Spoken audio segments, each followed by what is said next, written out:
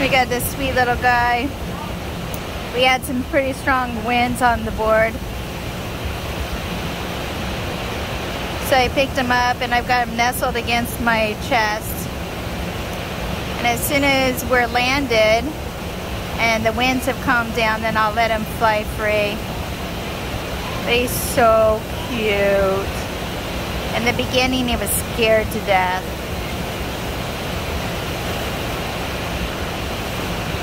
Aw, he's so cute.